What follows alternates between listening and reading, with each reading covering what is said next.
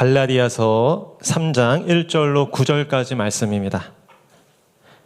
하나님의 말씀 저와 한 절씩 교독하시고 마지막 절 함께 읽도록 하겠습니다. 제가 갈라디아서 3장 1절 말씀 먼저 읽겠습니다. 어리석도다 갈라디아 사람들아, 예수 그리스도께서 십자가에 못 박히신 것이 너희 눈앞에 밝히 보이거늘 누가 너희를 꾀더냐. 이것을 알게 하노니 너희가 성령을 받은 것이 율법의 위로냐 혹은 듣고 믿음으로냐. 너희가 이같이 어리석으냐. 성령으로 시작하였다가 이제는 육체로 마치겠느냐. 이같이 많은 괴로움을 헛되이 받았느냐. 과연 헛되냐. 너희에게 성령을 주시고 너희 가운데서 능력으로 행하시는 이의 일이 율법의 행위에서냐 혹은 듣고 믿음에서냐. 아브라함이 하나님을 믿음에 그것을 그에게 의로 정하셨다 함과 같으니라. 그런즉 믿음으로 말미암는 자들은 아브라함의 자손인 줄 알지어다. 또 하나님이 이방을 믿음으로 말미암아 의로 정하실 것을 성경이 미리 알고 먼저 아브라함에게 복음을 전하되 모든 이방인이 너로 말미암아 복을 받으리라 하였느니라. 함께 읽겠습니다. 그러므로 믿음으로 말미암는 자는 믿음이 있는 아브라함께 복을 받느니라. 아멘. 저는 오늘 성령으로 시작하고 육체로 마치겠느냐, 성령으로 시작하고 육체로 마치겠느냐라는 제목으로 갈라디아서 이제 2장을 넘어서 3장 말씀 함께 전하도록 하겠습니다. 우리는 인생을 비유할 때 종종 마라톤으로 그 인생을 비유하기도 합니다. 인생의 그 모든 우여곡절과 다양한 그 경험이 짧게 순간적으로 끝나는 그 100m 단거리 경주보다는 오랜 과정이 필요한 이 마라톤에 가깝다는 것이죠. 이 마라톤은 초반 페이스가 좋았다고 해서 안심할 수가 없습니다. 왜냐하면 도중에 그 뜨거운 태양의 햇빛과 또 때로는 갑작스러운 그 돌발 상황에도 유연하게 잘 대처해야 되고 또 그 페이스를 끝까지 유지하고 또 마지막 순간에 집중력을 놓치지 않고 결승전에 도착해야 하는 것이죠. 2019년 우리나라 경주에서 국제 마라톤이 열렸습니다. 그런데 그 마라톤 말미에 좀 안타까운 일이 있었어요. 어떤 일이었냐면 이제 42.19km를 거의 다 뛰었어요. 이제 2km 앞두고 있었어요.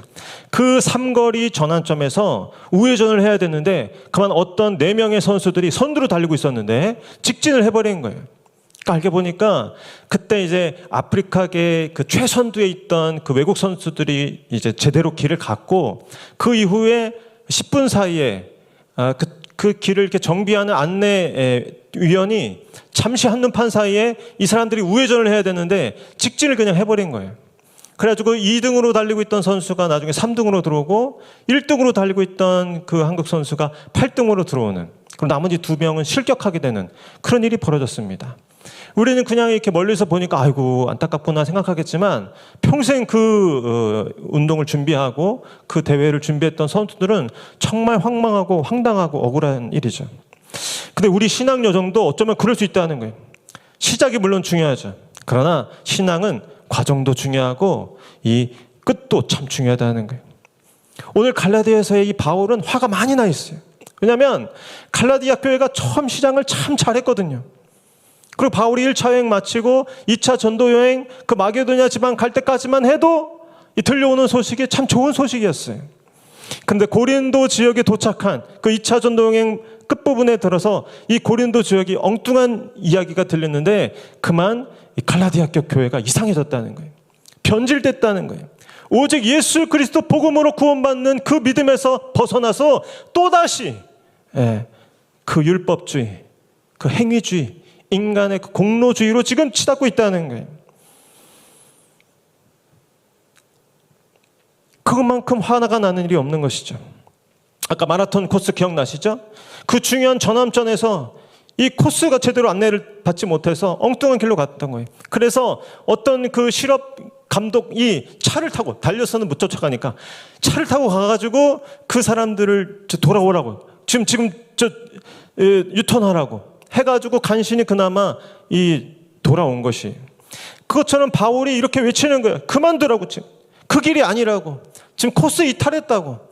지금 다시 돌아와야 된다고 간곡하게 오늘 본문에서 외치고 있는 것입니다. 저는 오늘 이 바울의 강곡한 외침이 우리의 마음 중심에 깊이 새겨져서 우리도 자칫 길에서 벗어나고 코스를 이탈하려 할 때 오늘 이 말씀 붙잡고 다시 한번 올바른 그 제대로 된 복음의 길로 돌아오는 은혜가 있기를 축복합니다. 그래서 오늘 첫 번째로 바울은 어떻게 이야기하고 있습니까? 바울은 성령으로 시작했으나 육체로 마치는 그 신앙의 변질을 강력하게 경고하고 있다라는 거예요. 우리 1절로 5절까지 말씀인데 우리 1절 먼저 같이 읽겠습니다. 시작.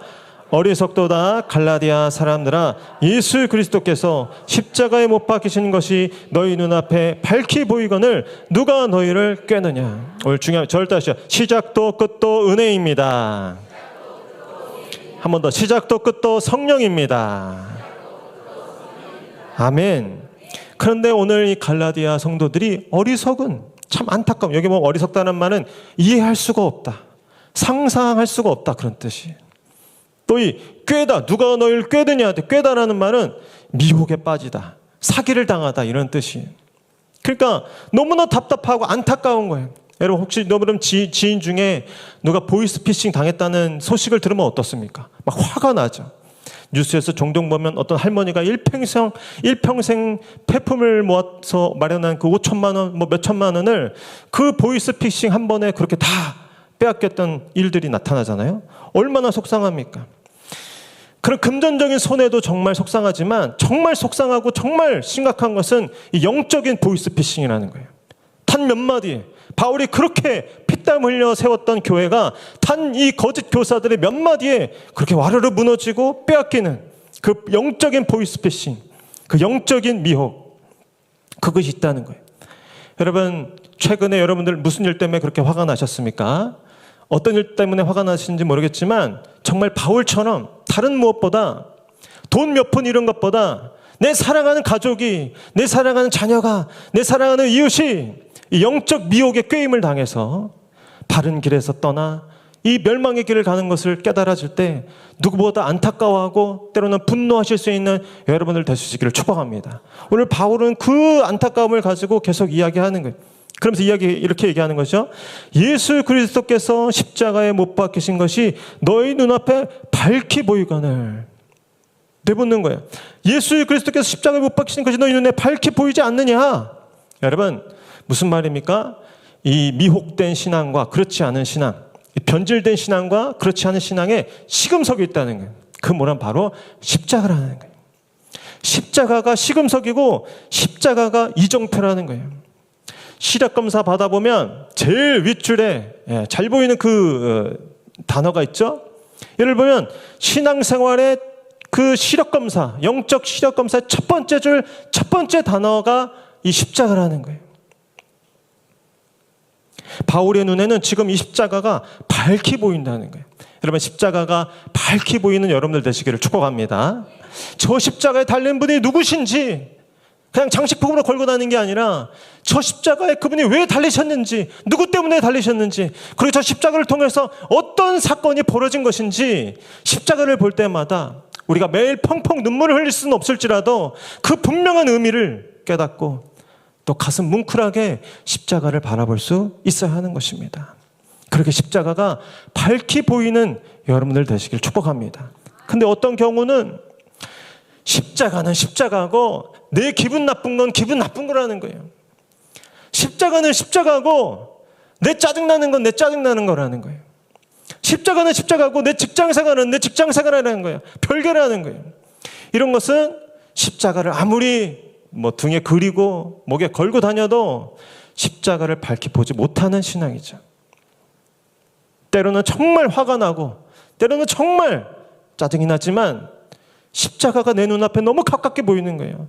예수님의 죽으심과 그 희생이 너무 내게 현실로 다가오는 거예요. 그래서 함부로 화를 내고 싶어도 화를 못 내고, 포기하고 싶어도 포기를 못하고, 내 마음대로 살고 싶어도 내 마음대로 살지 못하는 것, 그것이 바로 깨어있는 신앙인 줄로 믿습니다. 십자가 신앙이죠. 바울의 눈에는 예수 그리스도의 십자가가 그렇게 밝게 보였다는 거예요. 내가 너희들에게 평생 수고한 그 일이 너희들 눈앞에 그 십자가를 마치 훌륭한 화가가 아주 선명하게 그림을 그리듯이 내가 그 십자가를 그려뒀는데 너희들이 지금 뭐에 한눈이 팔려가지고 십자가를 보지 못하고 그렇게 헤매고 있냐는 거예요. 여러분 십자가를 밝히 보게 되시는 여러분 되시기를 축복합니다. 그래서 2절 같이 읽겠습니다. 2절 시작. 내가 너희에게서 다만 이것을 알려 하노니 너희가 성령을 받은 것이 율법의 행위로냐 혹은 듣고 믿음으로냐. 네. 두 번째 우리 점검할 수 있는 시금석은 은혜라는 거예요. 은혜. 지금 왜 다시 그 은혜의 복음에서 뒷걸음 쳐서 공로주의로 빠지고 있냐는 것이죠. 간단히 한번 생각해 보라는 거예요. 너희가 성령을 받았지 않냐. 하나님의 영이신 그 성령을 받았는데 그것을 너희가 값주고 어디서 사온 거냐는 거예요. 그걸 돈 주고 살 수 있겠냐는 거예요. 어떤 행위를 너희들이 얼만큼 기도를 해야 그 하나님의 영이신 성령을 받겠냐는 거예요. 좋은 일을 얼마나 해야 하나님의 영을 받을 수 있겠냐는 거예요. 그럴 수 없잖아요. 여러분 생각해 보면 정말 귀중한 것, 정말 소중한 것은 값없이 주어지는 것입니다. 우리가 늘 마시는 공기, 또 마시는 물, 우리가 밟고 다니는 이 지구, 또 햇빛, 이런 것들은 정말 우리가 돈 주고 살 수 없는 것이죠. 정말 이 뜨거운 태양에 이 구름이 덮인, 며칠 전 보니까 이 구름이 하늘에 탁 덮여서 그 폭염이 한풀 꺾이는 걸 느꼈는데 그 구름을 우리가 어떻게 돈 주고 어디서 사올 수가 있겠습니까? 마치 그와 같다는 거예요. 하나님께서는 이와 같이 성령도 율법의 행위나 어떤 인간의 공로와 노력이 아니라 은혜로 주셨다는 것을 우리가 기억해야 한다는 것입니다. 절다시요. 율법의 행위가 아니라 전적인 은혜입니다. 인간의 공로가 아니라 믿음의 선물입니다. 이 은혜의 마음을 깊이 간직하실 수 있기를 축복합니다. 우리 3절도 같이 읽겠습니다. 시작. 너희가 이같이 어리석으냐 성령으로 시작하였다가 이제는 육체로 마치겠느냐. 그거는 정말 어리석은 일이라는 거예요. 정말 속상한 일이라는 거예요. 너희가 그 정도는 아니지 않느냐라는 거예요. 잘 생각해 보라는 것이죠. 성령으로 시작했다가 이제는 육체로 마칠 수 있겠냐는 거예요.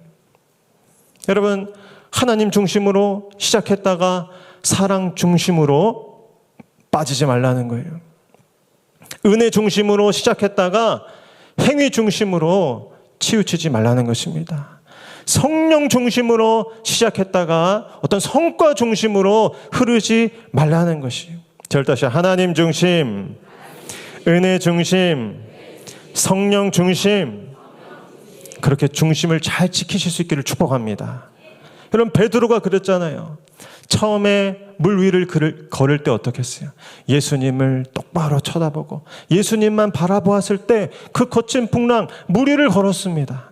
그런데 베드로가 그만 일렁이는 풍랑에 시선을 빼앗기고 예수님을 바라보는 그 시선을 놓치자 그만 물에 빠지고 마는 것입니다. 똑같습니다. 우리의 신앙생활도 끝까지 예수 그리스도를 바라보고 걸어야 할 줄로 믿습니다. 처음에 신앙생활하고 교회 올 때는 정말 순수한 마음에서 예수님만 바라보고 예배하고 그렇게 눈물 흘리며 신앙생활 하였는데 교회 생활이 익숙해지다 보니까 사람 쳐다보고 시험에 걸리는 거예요.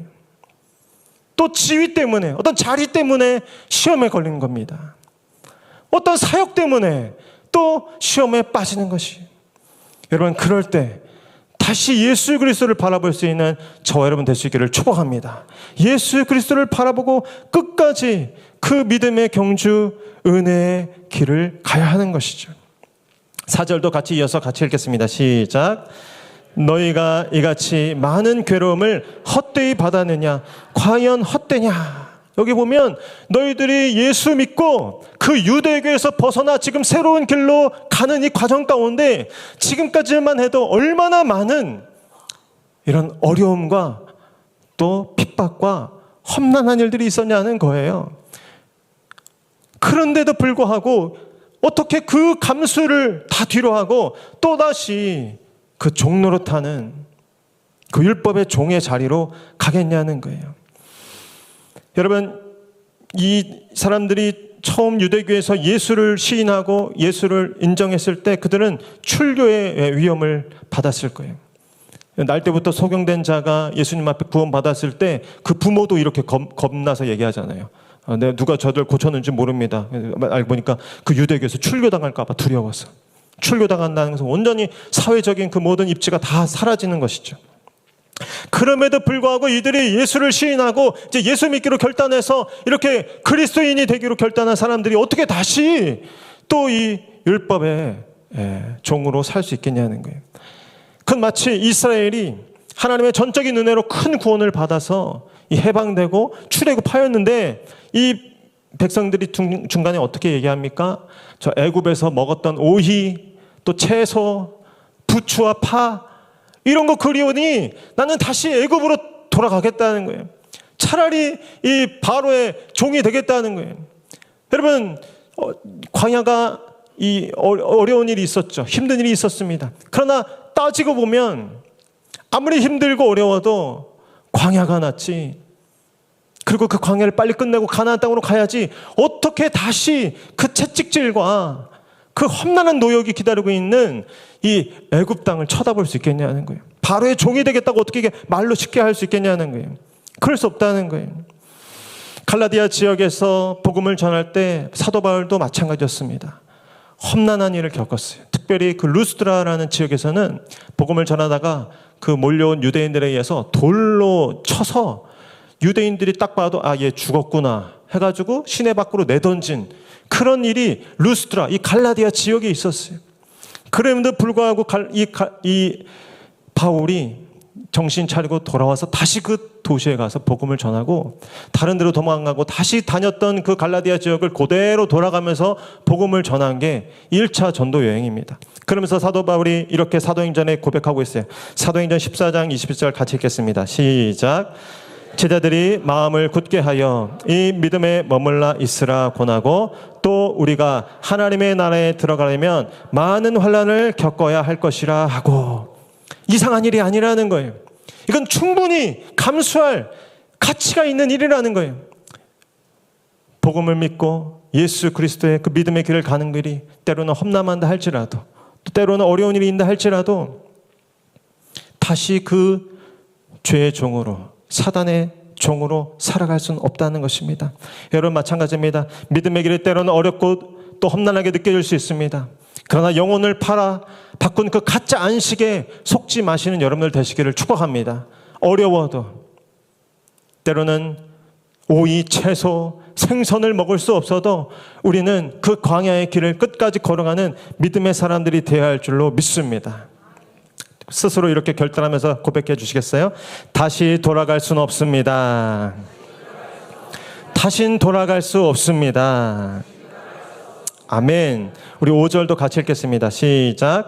너희에게 성령을 주시고 너희 가운데서 능력을 행하시는 이의 일이 율법의 행위에서냐 혹은 듣고 믿음에서냐 한번 질문해 보라는 거예요. 너희들이 오늘 성령을 받고 너희 가운데 오늘 하나님께서 능력으로 역사하시는 무슨 일입니까? 죄를 사하시고 그 모든 이 불의에서 건지시고 죄의 저주에서 해방시키셔서 의로운 자로 칭해 주시고 하나님의 자녀 삼아 주시고 또 영원한 천국 백성 되게 하신 그 하나님의 능력과 그 하나님의 역사가 과연 너희들이 율법의 행위, 너희들이 무언가를 보태고 지불해서 얻은 거냐는 거예요. 그저 여기서 보면 듣고 믿음에서냐. 정말 우리가 한 것은 아무것도 없습니다. 그저 주님께서 주시는 것을 받았을 뿐입니다. 듣고 믿었을 뿐입니다. 라고 고백하는 것입니다. 여러분, 우리는 이렇게 처음도 은혜, 또 마지막도 은혜를 고백하는 사람들이 되어야 할 줄로 믿습니다. 그래서 다시 한번 저와 여러분 한번 옆에 분들에게 이렇게 얘기하시죠. 시작도 끝도 은혜입니다. 한 번 더 시작도 끝도 성령입니다. 아멘. 그렇게 중심을 지키셔서 하나님 중심, 또 믿음 중심, 은혜 중심, 성령 중심으로 살아가는 여러분들 되시기를 축복합니다. 바울은 그래서 어떻게 하면 계속 그 신앙의 변질을 극복할 수 있을지 이야기해 주시는데요. 우리 5절, 6절 말씀 같이 읽도록 하겠습니다. 시작. 아브라함이 하나님을 믿음에 그것을 그에게 다시 읽겠습니다. 시작. 아브라함이 하나님을 믿음에 그것을 그에게 의로 정하셨다 함과 같으니라. 그런즉 믿음으로 말미암는 자들은 아브라함의 자손인 줄 알지어다. 아멘. 무엇이냐면 신앙의 변질을 극복하려면 삶의 모든 기반을 예수 그리스도로 재해석할 수 있어야 한다라는 것입니다. 무슨 말이냐면 오늘 아브라함은 어떤 존재입니까? 아브라함은 모든 이 유대인들의 아주 우상과 같은 존재였어요. 자신의 민족적 그 정체성의 뿌리가 이 아브라함에 있다고 생각했어요. 그래서 유대인들의 그 모든 주장, 이 율법주의, 또 행위주의, 공로주의의 어떤 증거로 이 아브라함을 들이밀었어요, 항상. 그런데 오늘 바울이 영적으로 성경을 새롭게 해석해 주시는데 아니라는 거예요.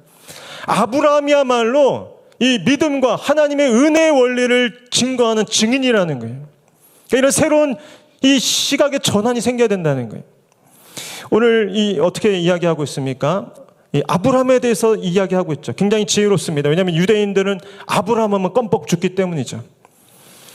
이 아브라함 창세기 12장에 보면 하나님께서 아브라함을 부르시지 않아요? 네 아비야 본토 친척집을 떠나서 내가 내게 보여줄 땅으로 가라. 그러니까 이 아브라함이 순종해서 나아갑니다. 근데 그 과정을 처음에 보면은 와, 아브라함 정말 대단하다. 어떻게 그 하나님의 부르심 앞에 이렇게 순종해서 나아갔을까? 참 대단하다. 이렇게 이해할 수 있을 것 같은데 그 이어지는 내용을 안다면 우리가 그렇게 얘기할 수 없어요. 아브라함이 바로 어떻습니까? 그 땅에 가긴 갔지만 잠깐 기근이 오니까 바로 꽁무니 빼고 도망쳐서 어디로 도망쳐요? 애굽으로 도망치고 맙니다. 그 도망친 애굽에서도 그냥 잠잠히 있었으면 모르겠는데 자기 살겠다고 누구를 팔아먹습니까? 아내를 팔아먹어요. 그러고 아주 찌질한 모습으로 다시 돌아옵니다. 여러분 그 광경을 보고 어떻게 아브라함 대단합니다. 아, 그 순종이 참 멋집니다. 라고 이야기할 수 있겠어요. 아내를 자기 살겠다고 팔아먹은 그 이야기. 못나고 겁 많고 찌질한 파렴치한이죠. 여러분 또 아브라함은 어떻습니까? 육신적인 한계가 있었어요. 나이가 많아 늙어서 아이가 없었어요. 이것은 심각한 결격 사유였어요. 육체적인 절망과 무능 상태에 있었던 사람이죠. 그러나 하나님께서 찾아오셔서 일방적으로 말씀하십니다. 내가 너에게 후사를 주겠다. 그러니까 아브라함이 그때도 정신 못 차리고 엘리사벳, 엘리에셀이나 그때 종이나 후사가 되겠습니다. 무슨 소망이 있겠어요. 근데 하나님이 말씀하십니다. 그렇지 않고 내 몸에서 날 내 씨가 너의 상속자가 될 것이다. 아브라함이 어안이 벙벙했을 겁니다. 지금 상황 같아서는 도저히 불가능한 일이었기 때문이죠. 그때 이 창세기 15장에 하나님께서 이렇게 그를 문 밖으로 이끄셔서 밤하늘을 바라보게 하시며 말씀하십니다. 우리 5절 6절 같이 읽겠습니다. 시작. 그를 이끌고 밖으로 나가 이르시되 하늘을 우러러 무뼈를 셀 수 있나 보라. 또 그에게 이르시되 내 자손이 이와 같으리라. 아브라함이 여호와를 믿으니 여호와께서 이를 그의 의로 여기시고. 잠시만요. 여기 다시 한번 읽겠습니다. 우리 6절 다시 시작. 아브라함이 여호와를 믿으니 여호와께서 이를 그의 의로 여기시고. 아멘. 여기 보니까 어떠세요? 아브라함도 유대인들이 그렇게 추앙하는 이 아브라함도 하나님의 그 은혜의 질서 아래 하나님을 믿고 그 믿음으로 의롭게 여김 받았다는 것이 분명한 이 성경의 기록인 것입니다. 그럼 아브라함이 그것을 믿었다는 거예요. 지금 말이 안 되는 상황이었죠. 자신의 형편과 또 이 상황을 봐서는 정말 자녀가 한 명만 있어도 기적인데 내 자손이 하늘의 뭇별과 같이 셀 수 없게 하겠다는 거예요. 중요한 건 그러나 아브라함이 그것을 믿었다는 거예요. 받아들였다는 거예요. 말이 안 되는 상황인데, 말이 안 되는 말인데 그것을 하나님이 하셨으니 제가 믿겠습니다. 인정하겠습니다. 그렇게 받아들였다는 거예요. 여러분 이 믿음이 저와 여러분들에게도 있기를 축복합니다. 아브라함이 이 하나님의 약속을 믿을 수 있었던 것은 어떤 근거가 있었기 때문이 아니죠. 아브라함이 젊고 똑똑하고 어떤 힘이 좋아서가 아니었어요. 오히려 인간적인 상황은 반대였습니다. 누구보다 비겁했고 또 힘이 없고 희망이 없는 상황이었어요. 그런데 그래서 오히려 또 하나님을 온전히 믿을 수 있었던 것입니다. 하나님을 바라볼 수 있었던 것이죠. 여러분 이것이 바울의 논리예요. 지금 예수 그리스도를 믿는 믿음을 통해 죄사함을 받고 의롭게 되고 구원을 받는다는 이 이신칭의의 이 질서와 이 신약의 원리가 이 신약에 와서 급조된 것이 아니라는 거예요. 이미 당신들이 그토록 추앙하고 존경에 맞지 않는 이 아브라함 때부터 하나님은 믿음으로 의롭게 하는 방식으로 그의 구원을 이루어 가셨다는 거예요. 그러나 아브라함이 자손이라고 하면서 예수를 믿는 믿음으로 의롭게 되고 구원받는 것을 그러니 의심하지 말라는 거예요. 오히려 진정한 아브라함의 후손이 믿음의 백성이다라는 것입니다. 바울은 예수의 복음은 이렇게 신약의 일부분만이 아니라 모든 구약 또 모든 역사를 아우르는 하나님의 통치 질서이자 구원의 원리라는 사실을 오늘 유대인들에게 새롭게 증명해내고 있는 것입니다. 저는 저와 여러분들에게도 이 복음의 통전적인 해석과 어떤 통치의 확장이 일어나기를 축원합니다. 어떤 사건, 내 과거의 어떤 일들은 나를 괴롭히는, 나를 망가뜨리는, 나를 정말 힘들게 하는 어떤 사단의 어떤 공격이고 어떤 불행으로만 알았어요. 근데 어느 순간 당장은 이해할 수 없었지만 어느 날 깨닫는 거예요. 아, 그 모든 것들 가운데 하나님의 은혜가 흐르고 있었구나. 그 모든 것이 하나님의 놀라운 경륜 속에서 내게 유익이 되고 또 내게 은혜가 되는구나. 여러분, 요셉의 삶이 그랬죠. 이 형들의 이 시기와 그 폭력과 또 이 보디발의 아내의 모함과 그 모든 위기가 자신의 인생에 정말 괴롭힘과 불행으로만 알았어요. 그러나 훗날 요셉이 하나님께서 마침내 인도하신 그 경륜 속에서 깨달아지는 것은 그 모든 상황 가운데도 하나님이 살아계시고 하나님이 나를 붙드시고 하나님께서 결국은 나를 선한 길로 인도해 주셨다라고 고백하게 되었던 것입니다. 여러분, 우리는 이래서 우리의 신앙에서 뒤로 물러나 침륜에 빠지는 자들이 되지 않기 위해서는 오늘 내가 받은 이 믿음, 오늘 내 개인적인 어떤 구원뿐 아니라 내 현재뿐 아니라 내 과거의 모든 일들도 언젠가 예수 그리스도의 그 은혜 안에서 새롭게 해석하게 되고 깨닫게 되고 또 발견하게 되는 그런 일들이 나타날 줄로 믿습니다. 그러니 여러분들의 과거와 또 여러분들을 지금 힘들게 하는 그 일들을 가지고 하나님 앞에 나가서 여쭤보시길 바랍니다. 지금 당장은 알 수 없은 그 일일지라도 언젠가 그 일이 내가 지금은 다 깨닫고 알 수 없지만 하나님의 경륜의 때에 오늘 나를 향한 예수 그리스도의 은혜의 경륜이었구나, 그 모든 과정이었구나 알게 되는 일이 있을 줄로 믿습니다. 그렇게 우리는 우리의 모든 삶의 여경에서 우리의 모든 경험과 또 우리를 둘러싼 모든 상황들을 예수 그리스도의 은혜로 새롭게 발견하게 되는 은혜가 있기를 축복합니다. 우리 8절 9절도 끝으로 같이 읽도록 하겠습니다. 시작. 또 하나님이 이방을 믿음으로 말미암아 의로 정하실 것을 성경이 미리 알고 먼저 아브라함에게 복음을 전하되 모든 이방인이 너로 말미암아 복을 받으리라 하였느니라. 그러므로 믿음으로 말미암는 자는 믿음이 있는 아브라함께 복을 받느니라. 아멘. 여러분, 또한 신앙의 변질을 극복하는 동력은 나를 향한 하나님의 사명을 깨닫고 나아가는 것이다라는 것입니다. 오늘 여기 보니까 바울은 구약의 아브라함의 복이 신약의 믿음의 성도들을 통해서 온 이방에 전파될 것이라는 비전을 발견하게 되는 것이에요. 여기 보니까 바울이 다른 일을 하는 것이 아니라 성경을 읽다가 성경이 그거를 가르쳐 주는 거예요. 8절에 보니까 또 아브라함이 이방을 믿음으로 말미암아 의로 정하실 것을 성경이 미리 알고 먼저 아브라함에게 복음을 전했다. 그러니까 성경이 마치 살아있는 것처럼 이렇게 이야기하는 거예요. 여러분, 성경을 읽을 때 그냥 문자로 읽는 것이 아니고 성경을 읽을 때 정말 살아있는 하나님의 말씀으로 성경을 읽어야 되는 은혜가 있기를 축복합니다. 내가 성경을 해석하는 수준을 넘어서서 성경이 나를 해석하는 수준으로, 성경이 나를 둘러싼 모든 상황과 또 이 역사를 해석하는 수준으로 나아가는 은혜가 있기를 축복합니다. 그러니까 그렇게 성경을 보고 그렇게 성경이 이야기하는 것을 듣고 보니까 내 모든 과거와 내 모든 현재와 내 모든 장래가 완전히 새롭게 정렬이 되는 것입니다. 이 아브라함과 이 예수 그리스도가 단절된 것이 아니라, 이 요셉과 예수 그리스도가 단절된 것이 아니라, 이 다윗의 장막과 예수 그리스도가 단절된 것이 아니라 이것이 다 통으로 깨어지면서 하나님의 놀라운 구속의 역사로 또 경륜으로 이어진다는 사실을 바울이 발견하게 되는 것입니다. 그러면서 위대한 이 비전과 꿈을 꾸는 것이죠. 구약의 하나님께서 그때부터 이미 약속하신 그 놀라운 복이 오늘 예수 그리스도를 믿는 그 믿음의 신자들을 통해서 온 세계 열방 가운데 확산되고 퍼져가는 그 꿈과 비전을 오늘 바울이 발견하게 되는 것입니다. 이 눈뜸이 저와 여러분들에게도 있기를 축복합니다. 오늘 하나님께서는 이렇게 말씀하신 것입니다. 또 하나님이 8절에 보니까 또 하나님이 이방을 믿음으로 말미암아 의로 정하실 것을.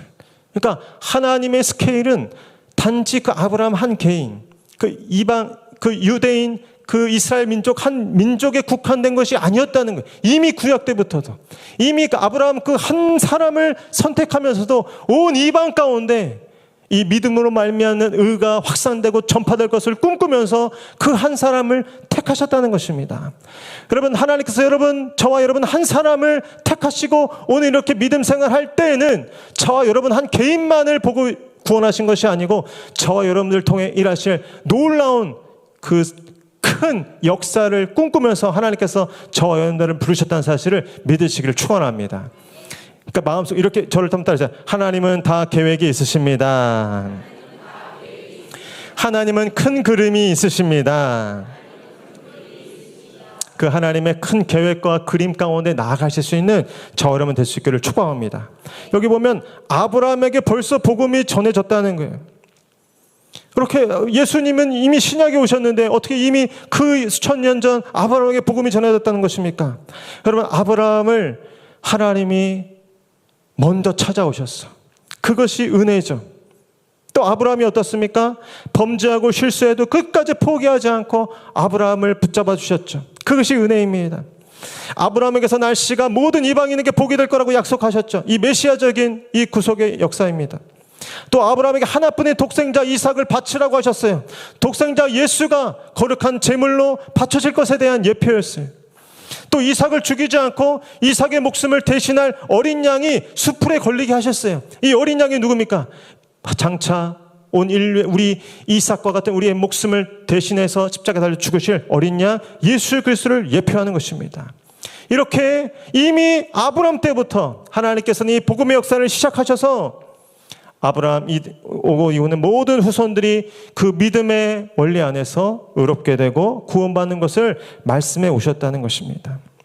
그래서 너로 말미암아 모든 이방인이 복을 받으리라 말씀하고 계신 것입니다. 여러분, 아브라함에게 주신 그 복이 무엇입니까? 우리 창세기 12장 2절로 3절 같이 한번 창세기 읽어보겠습니다. 시작.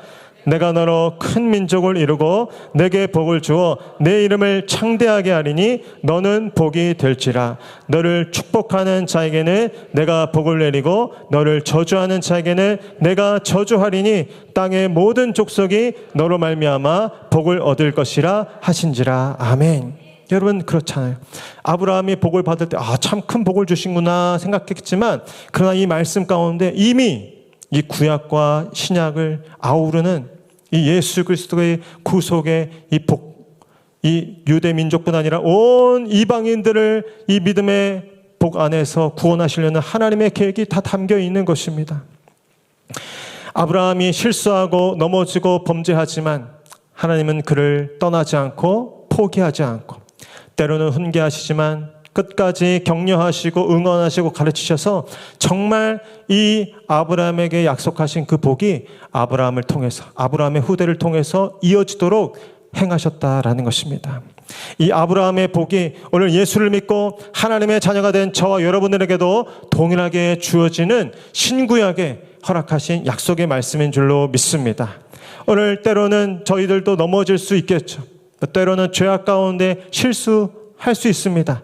그러나 그때 사단이 우리 손을 붙잡고 수치와 절망과 낙심으로 우리를 이끌려 가겠지만 하나님께서 우리의 손을 붙잡고 멈춰 세우셔서 한 가지를 물어본다는 거예요. 네가 얼마나 경건했느냐, 네가 얼마나 박식했느냐, 얼마나 완전했느냐가 아니고 네가 믿음으로 말미암은 믿음의 백성이냐를 물어보냐는 것이죠. 그때 여러분 부끄러워하지 마시고 여러분의 고백으로 그렇습니다. 나는 그럼에도 불구하고 예수 믿는 사람입니다. 나는 예수님의 자녀입니다. 예수님을 사랑합니다. 고백할 수 있는 저와 여러분 될 수 있기를 축복합니다.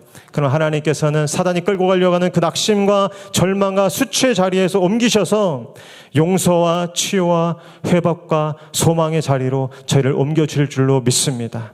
그리고 저와 여러분들의 삶을 통하여서 정말 우리의 이웃과 또 우리의 주변에 많은 방황하는 영혼들이 이 아브라함의 복, 큰 민족을 이루고 어디를 가든지 복이 되는 그 복을 흘러가게 하실 줄로 믿습니다. 그렇게 저와 여러분들 인생을 사용하시고 우리 교회를 사용하실 하나님을 찬양하는 저와 여러분 될 수 있기를 축복합니다. 이 시간 이 약속을 기억하면서 우리 함께 찬양하길 원합니다. 우리가 처음에 고백했던 것처럼 우리의 시작도 끝도 은혜입니다. 우리의 처음 시작과 끝이 오직 예수입니다. 고백하는 그 믿음으로 우리의 삶을 올려드리며 한번 같이 찬양하도록 하겠습니다.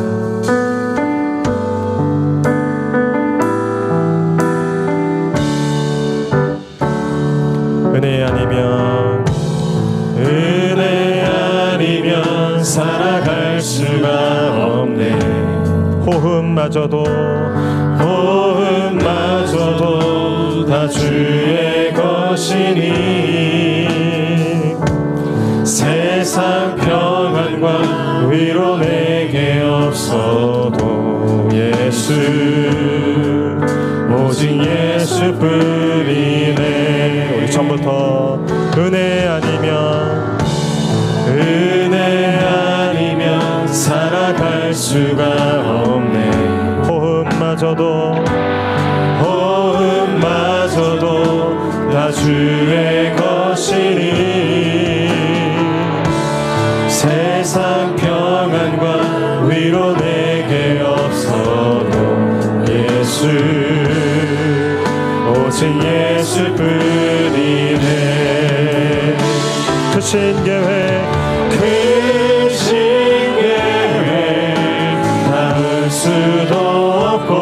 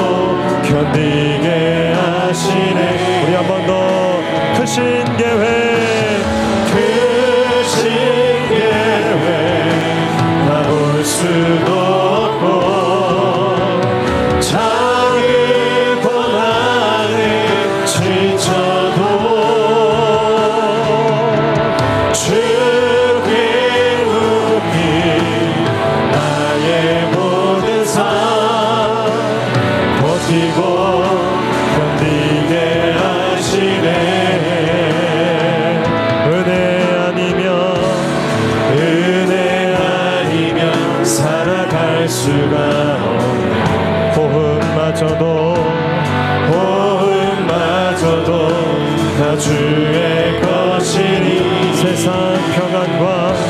세상 평안과 위로 내게 없어도 예수 오직 예수뿐이네. 이 시간 말씀을 기억하며 한번 기도할 때 주님 그렇습니다. 오늘 성령으로 시작하고 육체로 마치는 어리석은 자 그런 자가 되지 않게 하여 주시옵소서. 오직 십자가를 바라보며 겸손히 은혜만을 고백하는 믿음의 삶을 끝까지 살 수 있도록 오직 예수 오직 은혜를 고백하는 나의 삶이 될 수 있도록 인도하여 주시옵소서. 그 은혜로 나를 붙잡아 달라고 우리 주여 한번 같이 기도하겠습니다. 주여 오늘 사도가 안타까운 심정으로 우리에게 고백하고 있습니다. 어찌하여 너희들이 그 은혜의 복음을 떠나서 미끄러지냐고 이야기하고 있습니다. 주님 오늘 다시 한번 하나님 우리의 신앙을 하나님 되돌아보며 하나님 성령으로 시작하여 육체를 마치는 그런 어리석은 자가 되지 않도록 우리에게 믿음을 더하여 주시고 용기와 확신을 더하여 주시옵소서. 오직 십자가를 바라봅니다. 오직 십자가의 예수 그리스도를 바라봅니다. 그 겸손한 믿음 그 은혜의 믿음 우리의 삶 가운데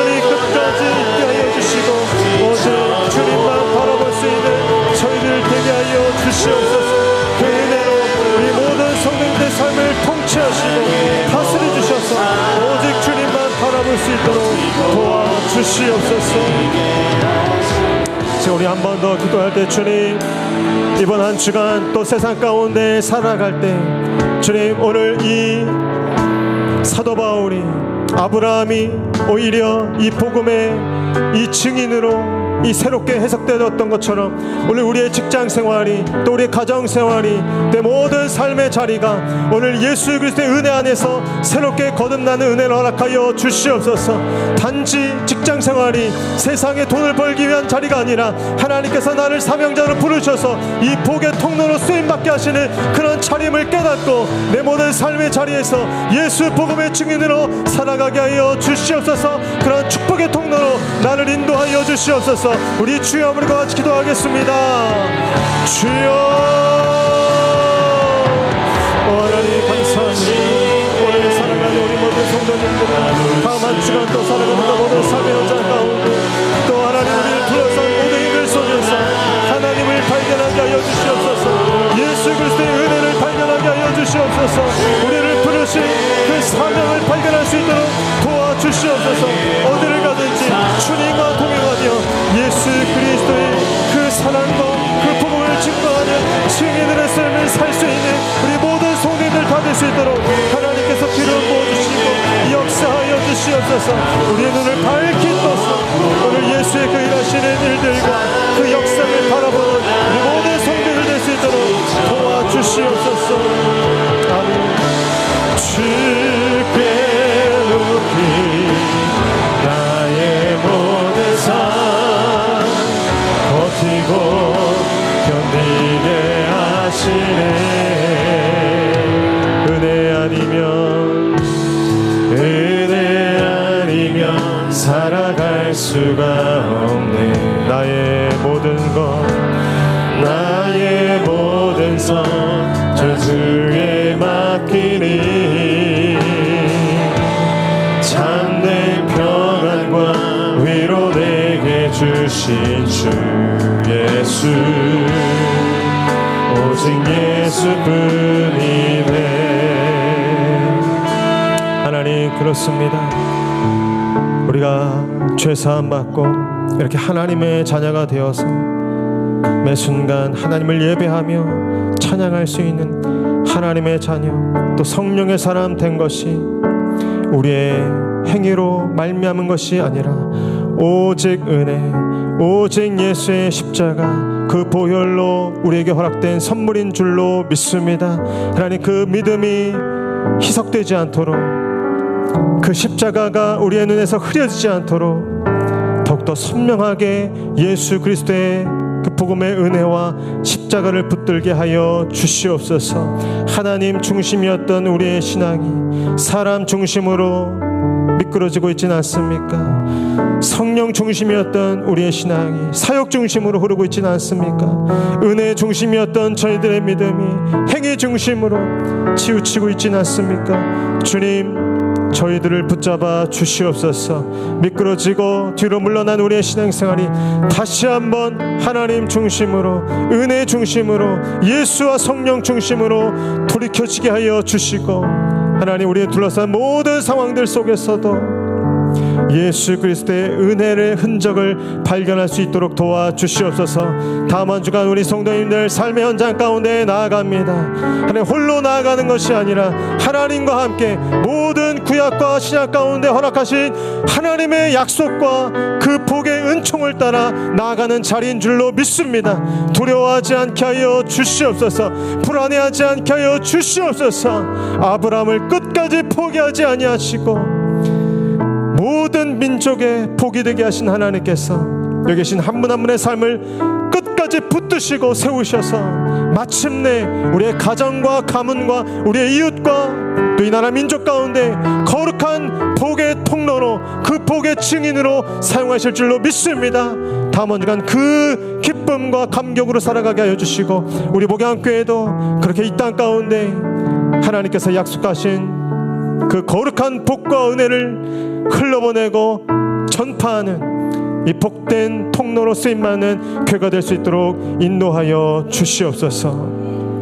이제는 우리 주 예수 그리스도의 크신 은혜와 하나님 아버지의 극진하신 사랑과 성령의 위로 교통 역사하심이 성령으로 시작하고 또 육체로 마치는 어리석은 자가 되지 않겠습니다. 시작도 끝도 은혜임을 고백하며 피보는 십자가의 복음을 땅끝까지 증거하는 복의 통로가 되겠습니다. 다짐하고 결단하는 사랑하는 모든 주의 성도들 머리머리 위에 그 가정과 자녀들 또 주께서 세우신 이 교회와 이 나라 이 민족 저 북한 땅 세계열방 가운데 터진 모든 선교사님들과 그 선교지 위에 이제부터 영원히 함께 하시기를 간절히 축원하옵나이다. 아멘.